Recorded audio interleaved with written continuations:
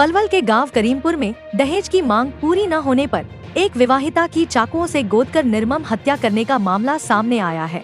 मामले की सूचना मिलने के बाद हसनपुर थाना पुलिस मौके पर पहुंची और शव को कब्जे में लेकर पोस्टमार्टम के लिए जिला नागरिक अस्पताल पलवल भिजवाया। फिलहाल पुलिस मामले की जांच में जुटी हुई है। उत्तर प्रदेश के गांव कोटवन थाना कोसीकला जिला मथुरा निवासी लक्की ने मामले की जानकारी देते हुए बताया कि उसकी 2 बेटी व 1 बेटा है। दोनों बेटियों की शादी उसने वर्ष 2019 में बड़ी बेटी 25 वर्षीय पिंकी की जशवीर पुत्र सुभाष व छोटी बेटी 22 वर्षीय प्रीति की रोहित उर्फ भोला पुत्र सुभाष निवासी गांव करीमपुर थाना हसनपुर पलवल के साथ हिंदू रीति रिवाज के अनुसार की थी और शादी में हैसियत अनुसार दान दहेज भी दिया था। लेकिन शादी के बाद से उसकी बेटियों को ससुराल पक्ष के लोग और अधिक दहेज लाने के लिए प्रताड़ित करने लगे, जिन्हें उनके द्वारा कई बार गांव करीमपुर में पंचायत करके भी समझाया गया, लेकिन वह अपनी आदतों से बाज नहीं आए। रविवार की सुबह करीब 5 बजे उसके पास उसकी बड़ी बेटी के पति जशवीर की फोन आया, जिसने बताया कि आपकी छोटी बेटी प्रीति का गला कटा हुआ है और उसके शरीर से काफी खून भी निकल रहा है। आप जितना जल्दी हो सके उतनी जल्दी गांव करीमपुर आ जाओ। जिसके बाद वह अपने परिजनों के साथ पलवल के गांव करीमपुर स्थित अपनी बेटी की ससुराल पहुंचा, तो वहां उसने देखा कि उसकी छोटी बेटी प्रीति खून से लथपथ मृत अवस्था में कमरे के अंदर बेड पर पड़ी हुई थी और दीवार पर खून की छींटे लगे हुए थे। उसका गला बुरी तरह से कटा हुआ था और शरीर पर भी कई जगह गहरे घाव थे। जिसके बाद उन्होंने इसकी सूचना हसनपुर थाना पुलिस को दी। सूचना मिलने के बाद पुलिस मौके पर पहुंची और शव को कब्जे में लेकर पोस्टमार्टम के लिए जिला नागरिक अस्पताल भिजवाया। फिलहाल पुलिस मामले की गहनता से जांच कर रही है। मृतका प्रीति के पिता लक्की व ताऊ जबर सिंह का कहना है कि यह एक जघन्य अपराध है। उनकी बेटी प्रीति की ससुराल पक्ष के लोगों ने मिलकर बड़ी बेरहमी से चाकुओं से गोदकर हत्या की है। इस हत्याकांड में मृतका प्रीति का पति रोहित उर्फ भोला, सास, मामा और ननद शामिल है। उनकी मांग है कि ऐसे लोगों के खिलाफ पलवल पुलिस सख्त से सख्त कार्रवाई करे और ऐसे लोगों को कम से कम फांसी की सजा हो। हाँ, क्या नाम है जी आपका? मेरा नाम लक्की है जी। लक्की जी कहाँ के रहने वाले हैं? कोटवन का रहने वाला हूँ। प्रीति क्या लगती है आपको? मेरी बेटी है जी। क्या हुआ था इनके साथ, क्या पूरा मामला है? गला काट करके अभी सुबह हमारा जो बेटी का लड़का है वो नीचे आया, ऊपर से उसने बताया आगे मेरी छोटी बड़ी बेटी भी उसी घर में है। बड़ी बेटी ने फ़ोन किया मेरे पास में कि बोल पापा हमारी बहन गला काट दी हो, पतो ना कौन ने काट दी हो।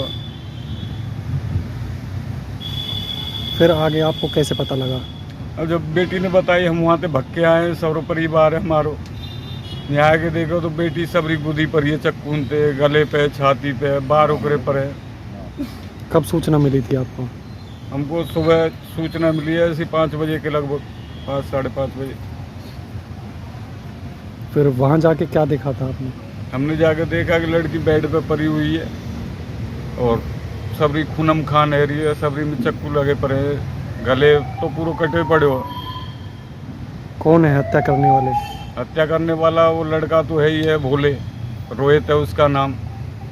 और इस साजिश में उसका मामा भी है और उसकी बहन भी है भोले की, और उसकी माँ है। पहले कोई मारपीट करते थे ससुराल वाले? मारपीट नहीं जी, ये जो सासू बहुत ज़्यादा तंग करे जी। बहुत बार हुआ? कई बार पंचायत में कई बार पंचायत में गई है। कोई दहेज वहेज की मांग करते थे? दहेज की मांग करे। क्या मांग करते थे? पहले भी दियो, खूब दियो, गाड़ी की जी।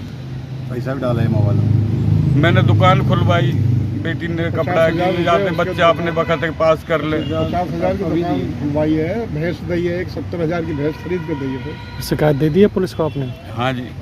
क्या कार्रवाई चाहते हो? कम से कम ना तो जी वह लड़का तो इतनी बड़ी सजा मिलनी चाहिए, मेरी बेटी से भी बड़ी सजा मिलनी चाहिए वहाँ तो।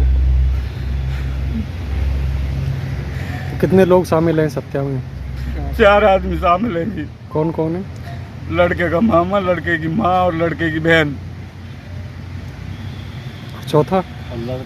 लड़का है रोहित जो मारने वाला है।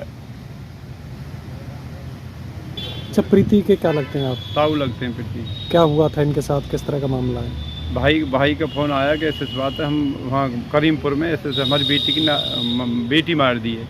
जब ये मौके पे पहुँचे तो बेटी को चक्कू से गुदी हुई थी पूरी, और जबकि दीवार पे भी खून लगे हुए थे। बार है वो उखड़े पाए थे बेटी के। सिर के बाल भी उखड़े पाए।